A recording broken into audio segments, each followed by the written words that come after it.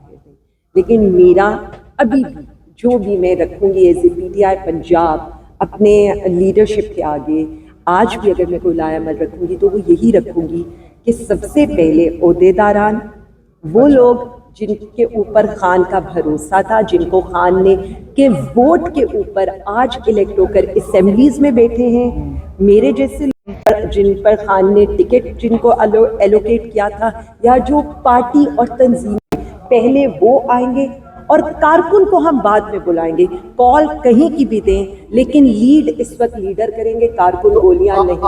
آپ کے اس لائے عمل میں پر امپلیمنٹیشن میں رکاوٹ کون ڈال رہا ہے؟ دیکھیے آج پولیٹیکل کمیٹی کی میٹنگ ہے اور میں اس کے اندر جو پی ٹی آئی پنجاب کی سفارشات ہیں وہ رکھیں گے.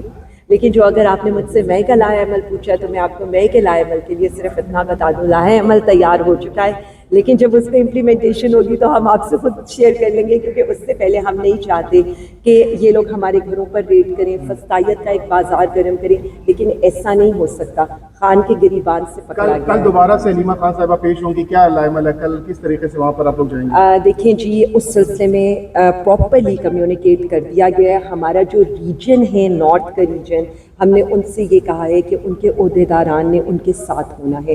بالکل اسی طرح سے اسلام آباد ہائی کورٹ میں جو خان صاحب کی پیشیاں اور لاہور ہائی کورٹ میں جو خان صاحب کی پیشیاں، اس کے بھی لائحہ عمل کے اوپر کنوے کر دیا گیا ہے.